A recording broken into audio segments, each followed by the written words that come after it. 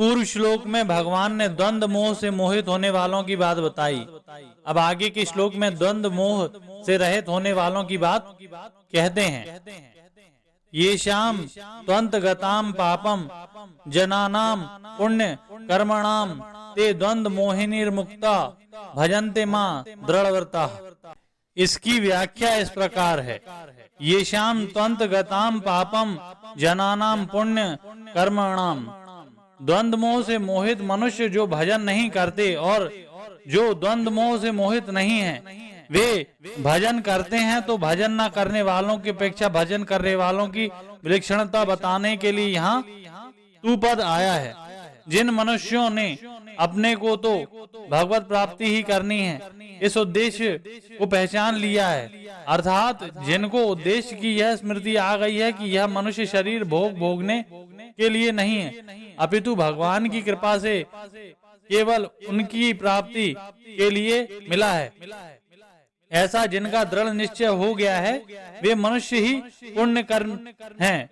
तात्पर्य यह हुआ कि अपने एक निश्चय से जो शुद्धि होती है, पवित्रता आती है, वह यज्ञ दान तप आदि क्रियाओं से नहीं आती। कारण कि हमें तो एक भगवान की तरफ ही चलना है, यह निश्चय स्वयं में होता है, और यज्ञ दान आदि क्रियाएं बाहर से होती हैं। अंतगतम पापम कहने का भाव यह है कि जब यह निश्चय हो गया कि मेरे को तो केवल भगवान की तरफ ही चलना है, तो इस निश्चय से भगवान की सम्मुखता होने से विमुखता चली गई, जिससे पापों की जड़ ही कट गई, क्योंकि भगवान से विमुखता ही पापों का खास कारण है। संतों ने कहा है कि 1.5 ही पाप है और 1.5 ही पुण्य है। भगवान से विमुख होना पूरा पाप है और दुर्गुण दुराचारों में लगना आधा पाप है। ऐसे ही भगवान के सम्मुख होना पूरा पुण्य है और सद्गुण सदाचारों में लगना आधा पुण्य है। तात्पर्य यह हुआ कि जब मनुष्य भगवान के सर्वथा शरण हो जाता है, तब उसके पापों का अंत हो जाता है। दूसरा भाव यह है कि जिनका लक्ष्य केवल भगवान है, वे पुण्य कर्म हैं, क्योंकि भगवान का लक्ष्य होने पर सब पाप नष्ट हो जाते हैं। भगवान का लक्ष्य होने पर पुराने किसी संस्कार से पाप हो भी जाएगा तो भी वह रहेगा नहीं, क्योंकि हृदय में विराजमान भगवान उस पाप को नष्ट कर देते हैं। तीसरा भाव यह है कि मनुष्य सच्चे हृदय से यह दृढ़ निश्चय कर ले कि अब आगे मैं कभी पाप नहीं करूंगा, तो उसके पाप नहीं रहते। पुण्य कर्म लोग द्वंद्व रूप में मोह से रहित होकर और दृढ़वती होकर भगवान का भजन करते हैं। द्वंद्व कई तरह के होते हैं, भगवान में लगे या संसार में लगे, क्योंकि परलोक के लिए भगवान का भजन आवश्यक है और इलोक के लिए संसार का काम आवश्यक है। वैष्णव, शैव, शाक्त, गणापत और सौर, इन संप्रदायों में किस संप्रदाय में चलें और किस संप्रदाय में न चलें, परमात्मा के स्वरूप के विषय में द्वैत, अद्वैत, विशिष्टाद्वैत, शुद्धाद्वैत आदि कई तरह के सिद्धांत हैं। इनमें से किस सिद्धांत को स्वीकार करें और किस सिद्धांत को स्वीकार ना करें। परमात्मा की प्राप्ति के भक्ति योग, ज्ञान योग, कर्म योग, ध्यान योग, हठ योग आदि कई मार्ग हैं। इनमें से किस मार्ग पर चलें और किस मार्ग पर ना चलें। संसार में होने वाले अनुकूल प्रतिकूल, हर्ष शोक, ठीक बेठीक, सुख दुख, राग द्वेष आदि सभी द्वंद्व हैं। उपयुक्त सभी परमार्थिक और सांसारिक द्वंद्व मोह से मुक्त हुए मनुष्य दृढ़ प्रति होकर भगवान का भजन करते हैं। मनुष्य का एक ही परमार्थिक उद्देश्य हो जाए तो परमार्थिक और सांसारिक सभी द्वंद्व मिट जाते हैं। परमार्थिक उद्देश्य वाले साधक अपनी अपनी रुचि, योग्यता और श्रद्धा विश्वास के अनुसार अपने अपने इष्ट को सगुण माने, साकार माने, निर्गुण माने, निराकार माने, द्विभुज माने, चतुर्भुज माने अथवा सहस्त्र भुज आदि कैसे ही माने, पर संसार की विमुक्ता में, परमात्मा की सम्मुखता में वे सभी एक हैं। उपासना की पद्धतियां भिन्न भिन्न होने पर भी लक्ष्य सबका एक होने से कोई भी पद्धति छोटी बड़ी नहीं है। जिस साधक का जिस पद्धति में श्रद्धा विश्वास होता है, उसके लिए वही पद्धति श्रेष्ठ है और उसको उसी पद्धति का ही अनुसरण करना चाहिए, परंतु दूसरों की पद्धति या निष्ठा की निंदा, उसको 2 नंबर का मानना दोष है। जब तक यह साधन विषय द्वंद्व रहता है और साधक में अपने पक्ष का आग्रह और दूसरों का निरादर रहता है, तब तक साधक को भगवान के समग्र रूप का अनुभव नहीं होता। इसलिए आदर तो सब पद्धतियों का और निष्ठाओं का करें, पर अनुसरण अपनी पद्धति और निष्ठा का ही करें, तो इससे साधन विषयक द्वंद्व मिट जाता है। मनुष्य मात्र की यह प्रकृति होती है।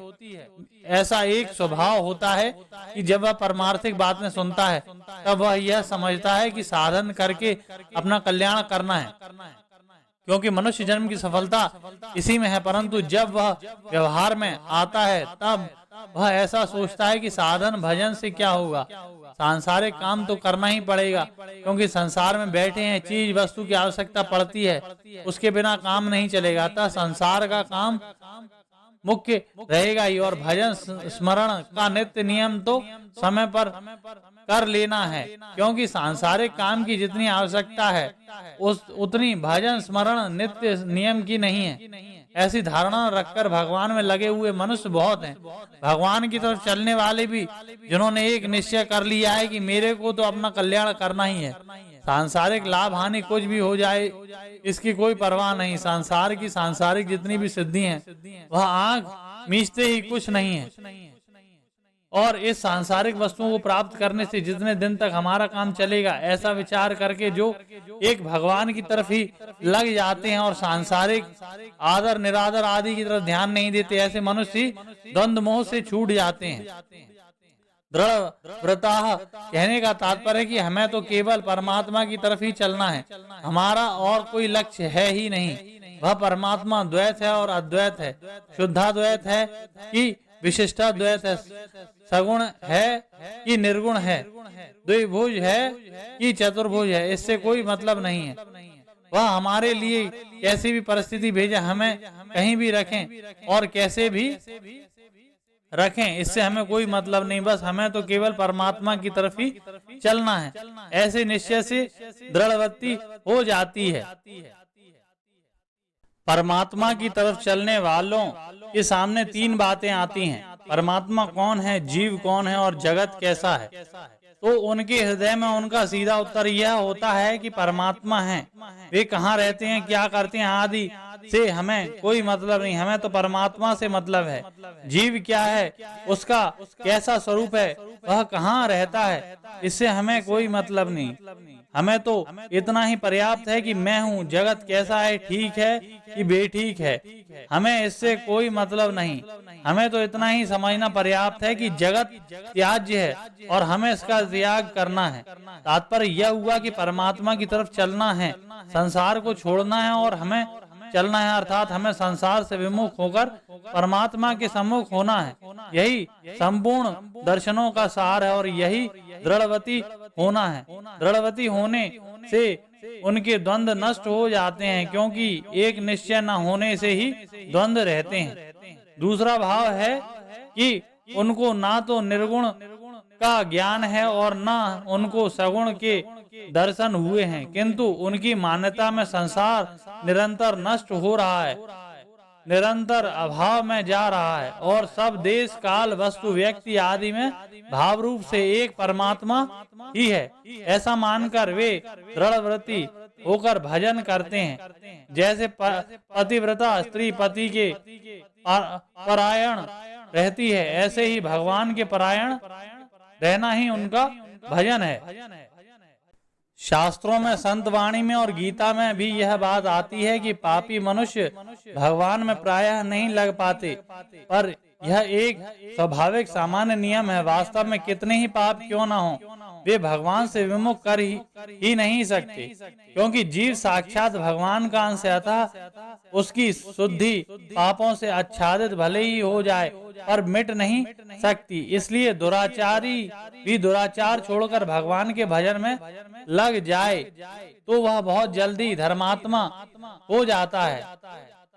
अतः मनुष्य को कभी भी ऐसा नहीं मानना चाहिए कि पुराने पापों के कारण मेरे से भजन नहीं हो रहा है, क्योंकि पुराने पाप केवल प्रतिकूल परिस्थिति रूप फल देने के लिए होते हैं, भजन में बाधा देने के लिए नहीं। प्रतिकूल परिस्थिति देकर वे पाप नष्ट हो जाते हैं। अगर ऐसा मान लिया जाए कि पापों के कारण ही भजन नहीं होता, तो अपि चेत सुदुराचारो भजते मामान्य भाक, दुराचारी से दुराचारी पुरुष अनन्य भाव से मेरा भजन करता ही है कहना बन नहीं सकता। पापों के कारण अगर भजन ध्यान में बाधा लग जाए तो बड़ी मुश्किल हो जाएगी, क्योंकि बिना पाप के कोई प्राणी है ही नहीं। पाप पुण्य से ही मनुष्य शरीर मिलता है। इससे सिद्ध होता है कि पुराने पाप भजन में बाधक नहीं हो सकते। इसलिए जो दृढ़व्रती पुरुष भगवान के शरण होकर वर्तमान में भगवान के भजन में लग जाते हैं, उनको पुराने पापों का अंत हो जाता है। मनुष्य शरीर भजन करने के लिए ही मिला है, अतः जो परिस्थितियां शरीर तक रहने वाली हैं वे भजन में बाधा पहुंचाएं, ऐसा कभी संभव ही नहीं है। सकाम पुण्य कर्मों की मुख्यता से होने से जीव स्वर्ग में जाते हैं और पाप कर्मों की मुख्यता होने से नरकों में जाते हैं, परंतु भगवान विशेष कृपा करके पापों और पुण्यों का पूरा फल भोग न होने पर भी, अर्थात 84 लाख योनियों के बीच ही जीव को मनुष्य शरीर दे देते हैं। मनुष्य शरीर में भगवत जन का अवसर विशेषता से प्राप्त होता है, अतः मनुष्य शरीर प्राप्त होने पर भगवत प्राप्ति की तरफ से कभी निराश नहीं होना चाहिए, क्योंकि भगवत प्राप्ति के लिए ही मनुष्य शरीर मिलता है। यह मनुष्य शरीर भोग योनि नहीं है, इसको सामान्यतः कर्म योनि कहते हैं, क्योंकि संतों की वाणी और सिद्धांतों के अनुसार मनुष्य शरीर केवल भगवत प्राप्ति के लिए ही है। इसमें पुराने पुण्यों के अनुसार जो अनुकूल परिस्थिति आती है और पुराने पापों के अनुसार जो प्रतिकूल परिस्थिति आती है, ये दोनों ही केवल साधन सामग्री है। इन दोनों में से अनुकूल परिस्थिति आने पर दुनिया की सेवा करना और प्रतिकूल परिस्थिति आने पर अनुकूलता की इच्छा का त्याग करना, यह साधक का काम है। ऐसा करने से ये दोनों ही परिस्थितियां साधन सामग्री हो जाएंगी। इनमें भी देखा जाए तो अनुकूल परिस्थिति में पुराने पुण्यों का नाश होता है और वर्तमान में भोगों में फंसने की संभावना भी रहती है, परंतु प्रतिकूल परिस्थिति में पुराने पापों का नाश होता है और वर्तमान में अधिक सजगता सावधानी रहती है, जिससे साधक सुगमता से बनता है और दृष्टि से संतजन सांसारिक प्रतिकूल परिस्थितियों का आदर करते आए हैं। 7वें अध्याय के आरंभ में भगवान ने साधक के लिए 3 बातें कही थी। मय्यासक्त मनः, मेरे में प्रेम करके, और मदाश्रय, मेरे आश्रय लेकर, और योगम युंजन, योग का अनुष्ठान करता है, वह मेरे समग्र रूप को जान जाता है। उन्हीं 3 बातों का उपसंहार आगे के 2 श्लोकों में करते हैं। जरा मरण मोक्षया मामा शत्य यतन्ति ये ते ब्रह्म तद्विदुः कृतस्न मध्यतमम कर्म चाखिलम। इसकी व्याख्या इस प्रकार है। 29वें 30वें श्लोक में आए मामा शत्य पद में मदाश्रय का, यतन्ति पद में योगम युंजन का और युक्त चेतसः पद में मय्यासक्त मनः का उपसंहार किया है। इसी अध्याय के आरंभ में जो समग्रम पद आया है उसके यहाँ ब्रह्म, आध्यात्म, कर्म, आदिभूत, आदि देव और आदि यज्ञ कहा गया है। यहाँ जरा और मरण से मुक्ति पाने का तात्पर्य यह नहीं कि ब्रह्म, आध्यात्म और कर्म का ज्ञान होने पर वृद्धावस्था नहीं होगी, शरीर की मृत्यु नहीं होगी। इसका तात्पर्य यह है कि बोध होने के बाद शरीर में आने वाली वृद्धावस्था और मृत्यु तो आएगी ही, पर ये दोनों अवस्थाएं उसको दुखी नहीं कर सकेंगी। जैसे 13वें अध्याय के 34वें श्लोक में भूत प्रकृति मोक्षम कहने का तात्पर्य भूत और प्रकृति अर्थात कार्य और कारण से संबंध विच्छेद होने में है, ऐसे ही यहाँ जरा मरण मोक्ष छाय कहने का तात्पर्य जरा मृत्यु आदि शरीर के विकारों से संबंध विच्छेद होने में है। जैसे कोई युवा पुरुष है और उसकी अभी ना वृद्धावस्था है और ना मृत्यु है, अतः वह जरा मरण से अभी मुक्त है, परंतु वास्तव में वह जरा मरण से मुक्त नहीं है, क्योंकि जरा मरण के कारण शरीर के साथ जब तक संबंध है तब तक जरा मरण से रहित होते हुए भी वह इनसे मुक्त नहीं है। परंतु वे जीवन मुक्त महापुरुष हैं, उनके शरीर में जरा और मरण होने पर भी वे इनसे मुक्त हैं। अतः जरा मरण से मुक्त होने का तात्पर्य है जिसमें जरा और मरण होता है। ऐसे प्रकृति के कार्य शरीर के साथ सर्वथा संबंध विच्छेद होना, जब मनुष्य शरीर के साथ तादात्म्य मान लेता है और शरीर के वृद्ध होने पर मैं वृद्ध हो गया और शरीर के मरने पर को लेकर मैं मर जाऊंगा ऐसा मानता है, यह मान्यता शरीर मैं हूं और शरीर मेरा है इस पर टिकी हुई है। इसलिए 13वें अध्याय के 8वें श्लोक में आया है, जन्म मृत्यु जरा व्याधि दुख दोषानुदर्शनम, अर्थात जन्म मृत्यु जरा और व्याधि में दुख रूप दोषों को देखना। इसका तात्पर्य है कि शरीर के साथ मैं और मेरापन का संबंध न रहे। जब मनुष्य में मैं और मेरापन से मुक्त हो जाएगा तब वह जरा मरण आदि से मुक्त हो जाएगा, क्योंकि शरीर के साथ माना हुआ संबंधी वास्तव में जन्म का कारण है। कारणम गुण संगस्य सद संगो निज मसु, वास्तव में इसका शरीर के साथ संबंध नहीं है, तभी संबंध मिटता है। मिटता वही है जो वास्तव में नहीं होता। यहाँ ममाश्रित्य यतन्ति, ये पदों में आश्रय लेना और यत्न करना, इन दो बातों को कहने का तात्पर्य है कि मनुष्य अगर स्वयं यत्न करता है तो अभिमान आता है कि मैंने ऐसा कर लिया है जिससे ऐसा हो गया, और अगर स्वयं यत्न न करे तो भगवान के आश्रय से सब कुछ हो जाएगा ऐसा मानता है, तो वह आलस्य और प्रमाद में तथा संग्रह और भोग में लग जाता है। इसलिए यहाँ दो बातें बताई कि शास्त्र की आज्ञा के अनुसार स्वयं तत्परता से उद्योग करें और उस उद्योग के होने में तथा उद्योग की सफलता में कारण भगवान को माने जो नित्य निरंतर युक्त हो रहा है। ऐसे शरीर संसार को मनुष्य प्राप्त और स्थायी मान लेता है। जब तक वह शरीर और संसार को स्थायी मानकर उसे महत्ता देता रहता है तब तक साधन करने पर भी उसको भगवत प्राप्ति नहीं होती। अगर वह शरीर संसार को स्थायी न माने और उसको महत्व न दे तो भगवत प्राप्ति में देरी नहीं लगेगी। अतः इन दोनों बाधाओं को अर्थात शरीर संसार की स्वतंत्र सत्ता को महत्ता को विचार पूर्वक हटाना ही यत्न करना है। परंतु जो भगवान का आश्रय लेकर यत्न करते हैं वे श्रेष्ठ हैं।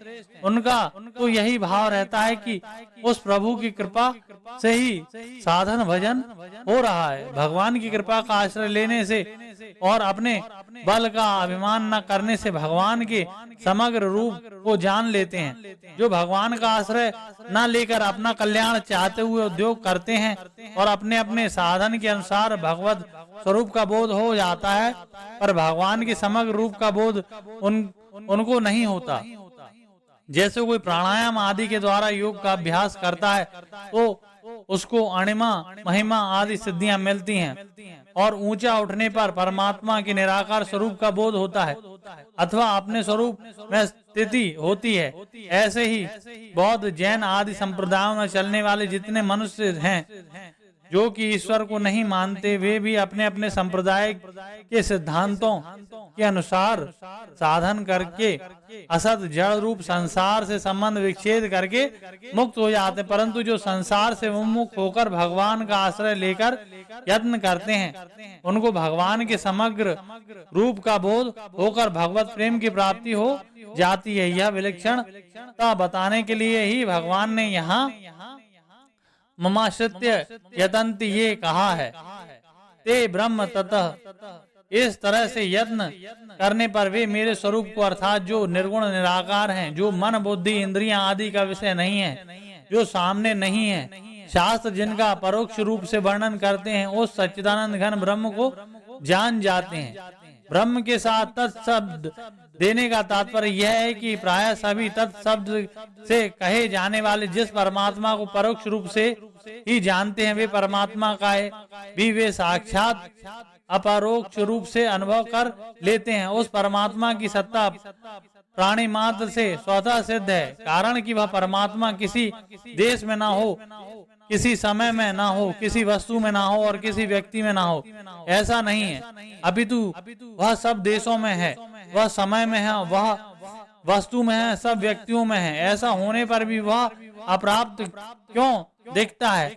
जो पहले नहीं था बाद में नहीं रहेगा, अभी मौजूद रहते हुए भी प्रतिक्षण वियुक्त हो रहा है, अभाव में जा रहा है। ऐसे शरीर संसार की सत्ता और महत्ता स्वीकार कर ली, इसी से नित्य प्राप्त परमात्मा तत्व अप्राप्त दिख रहा है। कृतस्न मध्यमम, वे संपूर्ण आध्यात्म को जान जाते हैं, अर्थात संपूर्ण जीव तत्व से क्या है इस बात को वे जान जाते हैं। 15वें अध्याय के 10वें श्लोक में कहा है कि जीव के द्वारा एक शरीर को छोड़कर दूसरे शरीर को प्राप्त करने का विमूढ़ पुरुष नहीं जानते और ज्ञान चक्षु वाले जानते हैं। इसको जानने का तात्पर्य यह नहीं कि जीव कितने हैं, वे क्या क्या करते हैं और उनको क्या क्या गति हो रही है, इनको जान जाते हैं, अपितु आत्मा शरीर से अलग है इसको तत्व से जान जाते हैं, अर्थात अनुभव कर लेते हैं। भगवान के आश्रय से साधक का जब क्रियाओं और पदार्थों से संबंध विच्छेद हो जाता है तब वह आध्यात्म तत्व को, अपने स्वरूप को जान जाता है। केवल अपने स्वरूप को ही नहीं अपितु तीनों लोकों और 14 भुवनों में जितने भी स्थावर जंगम प्राणी हैं उन सब का स्वरूप शुद्ध है, निर्मल है, प्रकृति से असंबद्ध है। अनंत जन्मों तक अनंत क्रियाओं और शरीरों के साथ एकता करने पर भी उनकी कभी एकता हो नहीं सकती और अनंत जन्मों तक अपने स्वरूप का बोध न होने पर भी अपने स्वरूप से कभी अलग हो नहीं सकते। ऐसा जानना संपूर्ण आध्यात्म तत्व को जानना है। वे संपूर्ण कर्मों के वास्तविक तत्व को जान जाते हैं, अर्थात सृष्टि की रचना क्यों होती है, कैसे होती है और भगवान कैसे करते हैं, इसको भी वे जान जाते हैं। जैसे भगवान ने चारों वर्णों की रचना की, उस रचना में जीवों के जो गुण और कर्म हैं, अर्थात उनके जैसे भाव हैं और उन्होंने जैसे कर्म किए हैं उनके अनुसार ही शरीरों की रचना की गई है। उन वर्णों में जन्म होने में स्वयं भगवान की तरफ से कोई संबंध नहीं, इसलिए भगवान में कर्तव्य नहीं है, फलेच्छा नहीं है। तात्पर्य यह हुआ कि सृष्टि की रचना करते हुए भी भगवान कर्तव्य और फलाशक्ति में सर्वथा निर्लिप्त रहते हैं। ऐसे ही मनुष्य मात्र को देश काल परिस्थिति के अनुसार जो भी कर्तव्य कर्म प्राप्त हो जाए उसे कर्तव्य और फलाशक्ति से रहित होकर करने से वह कर्म मनुष्य को बांधने वाला नहीं होता, अर्थात वह कर्म फलजनक नहीं बनता। तात्पर्य है कि कर्मों के साथ अपना कोई संबंध नहीं है, इस तरह उसके साथ निर्लिप्तता का अनुभव करना ही अखिल कर्मों को जानना है। जो अनन्य भाव से केवल भगवान का आश्रय लेते हैं उसका प्राकृतिक क्रियाओं और पदार्थों का आश्रय छूट जाता है। इससे उसको यह बात ठीक तरह से समझ में आ जाती है कि सब क्रियाएं और पदार्थ परिवर्तनशील और नाशवान है, अर्थात क्रियाओं का भी आरंभ और अंत होता है तथा पदार्थों की भी उत्पत्ति और विनाश, संयोग और वियोग होता है। ब्रह्म लोक तक की कोई भी क्रिया और पदार्थ नित्य रहने वाला नहीं है, अतः कर्मों के साथ मेरा किंचित मात्र भी संबंध नहीं है। यह भी अखिल कर्मों को जानना है। तात्पर्य यह हुआ कि भगवान का आश्रय लेकर चलने वाले ब्रह्म, आध्यात्म और कर्म के वास्तविक तत्व को जान जाते हैं, अर्थात भगवान ने जैसा कहा कि यह संपूर्ण संसार मेरे में ओतप्रोत है और सब कुछ वासुदेव ही है, ऐसे ही भगवान के समग्र रूप को जान जाते हैं कि ब्रह्म, आध्यात्म और कर्म ये सभी भगवत स्वरूप ही हैं। भगवान के सिवाय इनमें कोई दूसरी कोई सत्ता नहीं है।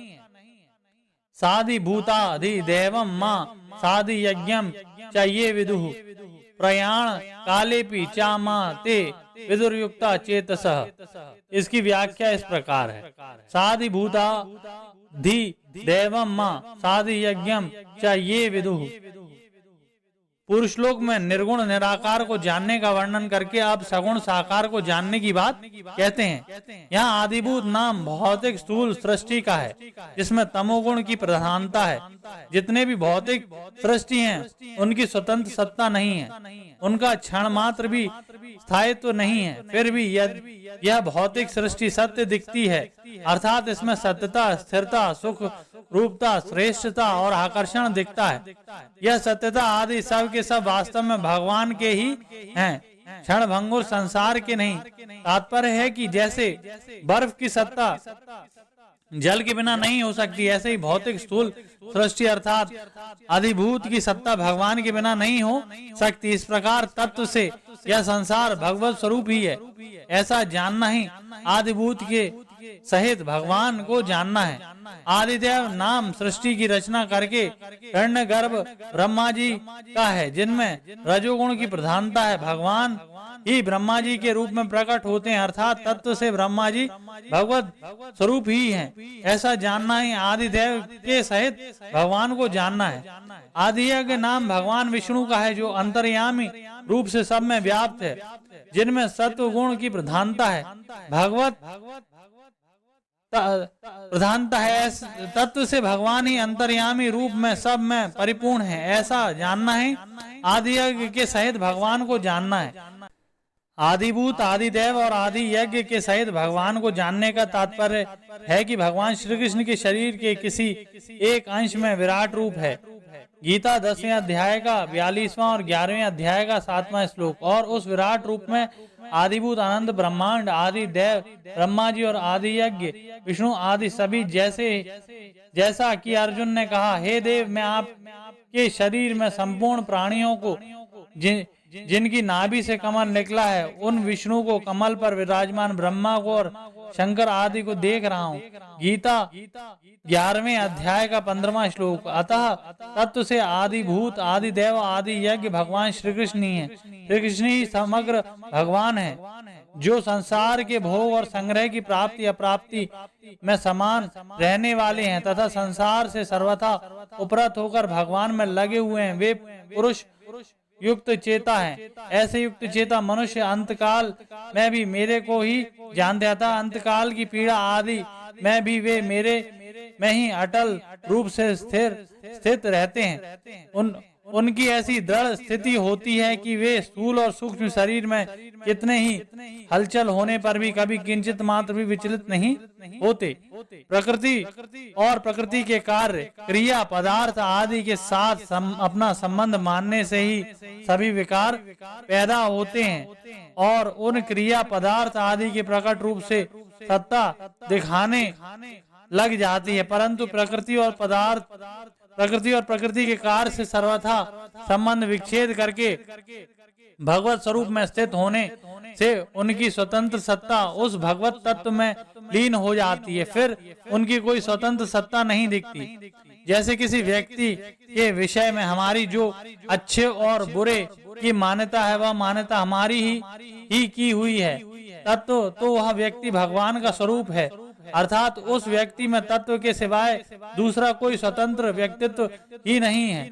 ऐसे ही संसार में यह ठीक है, यह बेठीक है, इस प्रकार ठीक बेठीक की मान्यता हमारी ही की हुई है। तत्व से तो संसार भगवान का स्वरूप ही है। हाँ, संसार में जो वर्ण आश्रम की मर्यादा है, ऐसा काम करना चाहिए, ऐसा नहीं करना चाहिए, यह जो विधि निषेध की मर्यादा है, इसको महापुरुषों ने जीवों के कल्याणार्थ व्यवहार के लिए मान्यता दी है। जब यह भौतिक सृष्टि नहीं थी तब भी भगवान थे और इसके लीन होने पर भी भगवान रहेंगे। इस तरह से जब वास्तविक भगवत तत्व का बोध हो जाता है तब भौतिक सृष्टि की सत्ता भगवान में लीन हो जाती है, अर्थात इस सृष्टि की स्वतंत्र सत्ता नहीं रहती। इसका यह तात्पर्य नहीं है कि संसार की स्वतंत्र सत्ता न रहने पर संसार मिट जाता है, उसका अभाव हो जाता है। अपितु अंतःकरण में सत्य वेन जो संसार की सत्ता और महत्ता बैठी हुई है, जो कि जीव के कल्याण में बाधक थी, वह नहीं रहती। जैसे सोने के गहने की अनेक तरह की आकृति और अलग अलग उपयोग होने पर भी उनमें एक ही सोना है, ऐसे ही भगवत भक्त के द्वारा अनेक तरह का यथा योग्य सांसारिक व्यवहार होने पर भी उन सब में एक ही भगवत तत्व है। ऐसी अटल बुद्धि रहती है। इस तत्व को समझने के लिए कि 19वें और 30वें श्लोक में समग्र रूप का वर्णन हुआ है। उपासना की दृष्टि से भगवान के प्राय दो रूपों का विशेष वर्णन आता है, एक सगुण और एक निर्गुण। उनमें सगुण के दो भेद हैं, एक सगुण साकार और एक सगुण निराकार, परंतु निर्गुण के दो भेद नहीं होते, निर्गुण निराकार ही होता है। हाँ, निराकार के दो भेद होते हैं, एक सगुण निराकार और एक निर्गुण निराकार। उपासना करने वाले दो रुचि के होते हैं, एक सगुण विषयक रुचि वाला होता है और एक निर्गुण विषयक रुचि वाला। परंतु इन दोनों की उपासना भगवान के सगुण निराकार रूप से ही शुरू होती है। जैसे परमात्मा प्राप्ति के लिए कोई भी साधक चलता है तो वह पहले परमात्मा है, इस प्रकार परमात्मा की सत्ता को मानता है और वे परमात्मा सबसे श्रेष्ठ हैं, सबसे दयालु हैं, उनसे बढ़कर कोई नहीं है, ऐसा भाव उसके भीतर रहते हैं। जो उपासना सगुण निराकार से ही शुरू हुई, इसका कारण यह है कि बुद्धि प्रकृति का कार्य होने से निर्गुण को पकड़ नहीं सकती, इसलिए निर्गुण के उपासना का लक्ष्य तो निर्गुण निराकार होता है, पर बुद्धि से वह सगुण निराकार एक ही चिंतन करता है। सगुण की उपासना करने वाले पहले सगुण साकार मानकर उपासना करते हैं, परंतु मन में जब तक साकार रूप दृढ़ नहीं होता तब तक प्रभु हैं और वे मेरे सामने हैं, ऐसी मान्यता मुख्य होती है। इस मान्यता में सगुण भगवान की अभिव्यक्ति जितनी अधिक होती है उतनी उपासना ऊंची मानी जाती है। अंत में जब सगुण साकार रूप में भगवान के दर्शन, भाषण, स्पर्श और प्रसाद प्राप्त कर लेते हैं, तब उनकी उपासना की पूर्णता हो जाती है। निर्गुण की उपासना करने वाले परमात्मा को संपूर्ण संसार में व्यापक समझते हुए चिंतन करते हैं।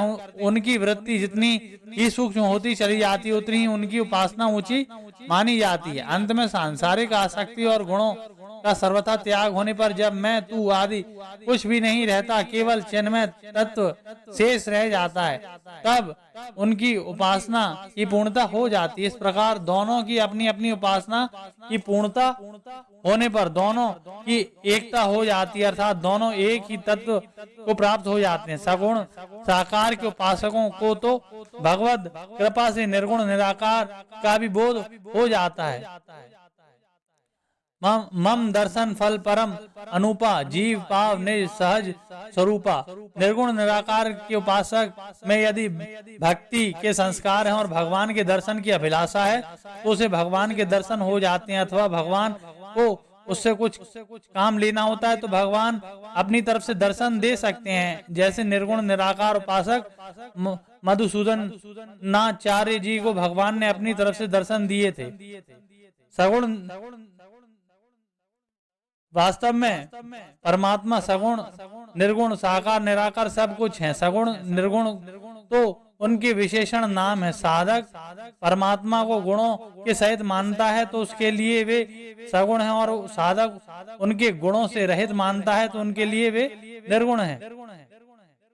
सगुण निराकार जैसे आकाश का गुण शब्द है पर आकाश का कोई आकार नहीं है, इसलिए आकाश सगुण निराकार हुआ। ऐसे ही प्रकृति और प्रकृति के कार्य संसार में परिपूर्ण रूप से व्यापक परमात्मा का नाम सगुण निराकार है। सगुण साकार वे की सगुण निराकार परमात्मा जब अपनी दिव्य प्रकृति को अधिष्ठित करके अपनी योग माया से लोगों के सामने प्रकट हो जाते हैं, उनकी इंद्रियों के विषय हो जाते हैं, तब उन परमात्मा को सगुण साकार कहते हैं। सगुण तो वे थे ही, आकृति युक्त प्रकट हो जाने से वे साकार कहलाते हैं। जब साधक परमात्मा को दिव्य अलौकिक गुणों से भी रहित मानता है, अर्थात साधक की दृष्टि केवल निर्गुण परमात्मा की तरफ रहती है, तब परमात्मा का वह स्वरूप निर्गुण निराकार कहा जाता है। गुणों के भी दो भेद हैं। परमात्मा के स्वरूप भूत, सौंदर्य, माधुर्य, ऐश्वर्य आदि दिव्य अलौकिक प्रकृत गुण और प्रकृति के सत्व रज और तम गुण। परमात्मा चाहे सगुण निराकार हो चाहे सगुण साकार हो, वे प्रकृति के सत्व रज और तम तीनों गुणों से सर्वथा रहित हैं, अतीत हैं। वे यद्यपि प्रकृति के गुणों को स्वीकार करके सृष्टि की उत्पत्ति, स्थिति और प्रलय की लीला करते हैं, फिर भी वे प्रकृति के गुणों से सर्वथा रहित ही रहते हैं।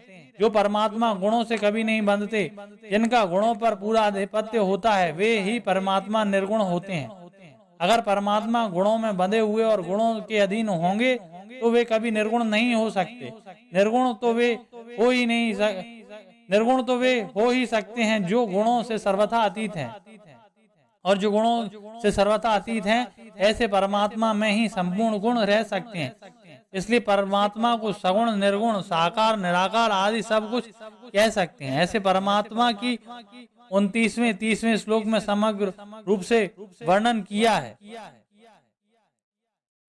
इस अध्याय के आरंभ में भगवान ने अर्जुन से कहा था कि वह विज्ञान सहित ज्ञान कहूंगा जिससे तू मेरे समग्र रूप को जान जाएगा, और जानने के बाद फिर कुछ जानना बाकी नहीं रहेगा। फिर 19वें श्लोक में भगवान ने वासुदेव सर्वम कहकर अपने समग्र रूप संक्षेप में वर्णन किया। अब अध्याय के अंत में भगवान उसका खुलासा करते हैं।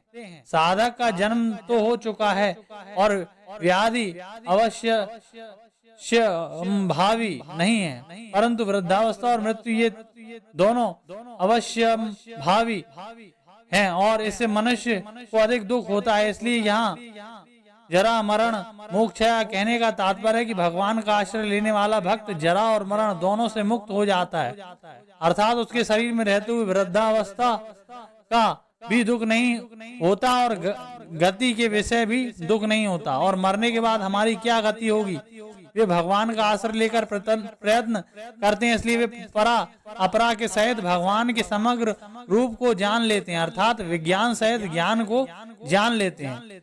यद्यपि कर्मयोगी और ज्ञान योगी भी जन्म मरण से मुक्त हो जाते हैं, पर भक्त जरा मरण से मुक्त होने के साथ साथ भगवान के समग्र रूप को भी जान लेते हैं। कारण कि कर्मयोगी और ज्ञान योगी तो आरंभ से ही अपने साधन की निष्ठा होती है, पर भक्त आरंभ से ही भगवत निष्ठा अर्थात भगवत परायण होता है। भगवान निष्ठा होने से भगवान कृपा करके उसको अपने समग्र रूप का ज्ञान करा देते हैं।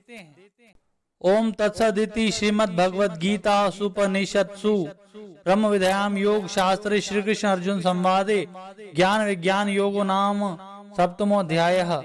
इस प्रकार ओम तत्सत इन भगवान नामों के उच्चारण पूर्वक ब्रह्म विद्या और योग शास्त्र में श्रीमद् भगवद गीतोपनिषद रूप श्री कृष्ण अर्जुन संवाद में ज्ञान विज्ञान योग नामक 7वां अध्याय पूर्ण हुआ।